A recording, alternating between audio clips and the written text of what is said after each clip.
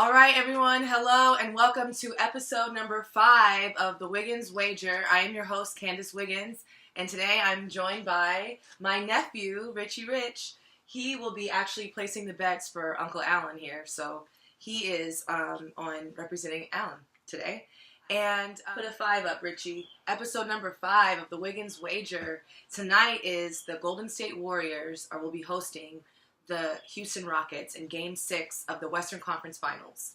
So it's a very important game, but at the same time, because of the absence of Chris Paul, he's injured, he's going to be out for Game 6, it kind of just changes the whole dynamic and nature. So we'll go over that in a minute, but just want to give you a reminder, here we answered 3 critical questions. Who's going to win and why? How many points will be scored and why? And finally, the margin of victory or the point spread. In addition to this, we will provide helpful commentary on players that we have identified as the keys to their team's success. Here, we value facts first, and then we fill in the gaps with our own opinions so that you may be better prepared to enjoy the outcome of the game, no matter what it is. All right, Richie, let's have a conversation. All right, so first with the very first question, who's going to win and why? So this is a pretty easy prediction, don't you think, Richie? I feel like the Warriors are going to win. And I believe that the Warriors are not only going to win, but I believe that it's going to be very easy. Okay, when I say very easy as an NBA Western Conference Finals can be.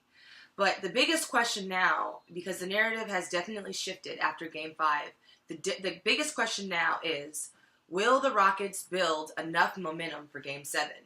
Because if I feel like the Warriors are going to win, I'm already thinking about Game 7 for the Rockets, because that's really what it's about, is how much momentum can the Rockets build in this game, okay? So now the reasons why I believe that they're going to win. So basically, in this series, as different from the Eastern Conference series, I feel like you have to go back and look at the previous game to really dictate what's going to happen in the next game.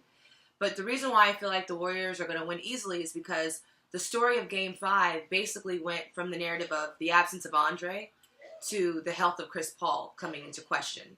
And I just feel like all the notes from the previous game that I took, all deleted, erased, wiped out. No Chris Paul, game over, And then more than anything, the biggest one is Steve Kerr feels great. He had a post-game interview after the game, and he said he feels great, even after that loss. And I think that was the triggering for me, that the Warriors are very serious about their quest and about their team identity. And honestly, I think that people are already visualizing Game 7. I have a sneaky suspicion that everyone's kind of looking ahead at a potential Game 7. So those are the reasons why I think that the Warriors will win. Okay, now on to question number 2. How many points will be scored and why? So, first of all, the line on this game, the over-under, is at 212.5. I am underneath that. I believe that there will be 207 points scored tonight. I believe that it will be a good game for the Warriors in terms of scoring, but I also think that it won't be as high of a number as the line is. In terms of Alan's wager, Richie's going to share us with that. Richie, what's the number that Alan predicts on the game? 233. 233. So Alan believes it's going to be a very high-scoring game, obviously. All right, on to question number 3, margin of victory, point spread. So on the game, the odds are plus 12 Warriors. That's the spread on this game. My prediction is that the score is going to be 112 to 95, which is a plus 17 Warriors advantage. So that is my score, my prediction. Richie, why don't you share with us, what is Alan's prediction? What is his score? 125 to 107, plus 18 Warriors. All right, so Alan actually has a really high score, and he thinks that, like me, he thinks the Warriors are going to win by a pretty large margin. Again, the spread on the game is plus 12, and the over-under line is 212, so pretty much everyone is all in agreement that the Warriors are going to have this under control. What do you think, Richie? Do you think that the Warriors are going to have it under control? Yeah. All right. So now we're going to get into some key players that we have identified as the keys to their team's success in this series. Now, this is going to be a little bit different than normal. Usually we really go through a lot of the players, and I just believe that the usual suspects are going to be the usual suspects, meaning KD is going to be great. Steph is going to be great. Klay had an amazing game 5. I think he's going to continue that brilliance. Those are going to be great. What I really want to highlight are 2 players from the Warriors that I believe will really step up big in this game. The first one is Shaun Livingston. And I just feel like Shaun Livingston is going to really look to develop momentum in this particular game. And I believe that he will thrive and he will build that momentum. Again, my little sneaky suspicion that the Warriors are really looking forward to a Game 7 makes me believe that they're going to use this Game 6 to feel a momentum swing so that they really have good confidence going into Game 7. So Shaun Livingston, I see him having a huge game to help propel him to Game 7. And also Draymond Green. I think he's going to take a huge step as well in the absence of Andre. Andre Iguodala is actually questionable for Game 6, so we don't know if he's going to be playing or not. And I just feel like Draymond is really going to step up big.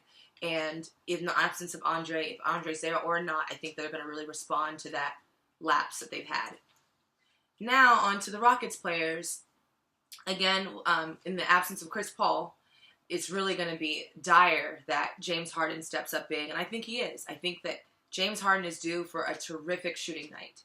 One thing I can say about after you have a terrible shooting game, Richie, you usually follow up with a terrific shooting game. So I'm really thinking that James Harden is due for a great night, and I think that, you know, even though it might feel like there's a lot of pressure on the Rockets minus Chris Paul, I actually think they have no pressure on them because they can always look forward to a Game 7 at home. So again, I think that he's going to be really building for a Game 7 as well. Obviously, he's going to go out trying to win. The Rockets want to win this game, but really, in reality, I think that they really need to build for Game 7. Another group, actually, I want to identify for the Rockets, people to look at are what was called the others in the game, which consists of Gerald Green, Clint Capella, Eric Gordon. I consider these 3 guys the 3-dimensional X factors. You know, I really we recognized and identified Eric Gordon as the primary X factor, but I think after last game and just the way Gerald Green came up big with those 3s, I feel like you have to add him to the mix, and also Clint Capella. You have to add them as 3-dimensional X factors. Then you've got PJ Tucker, who's playing with a lot of confidence.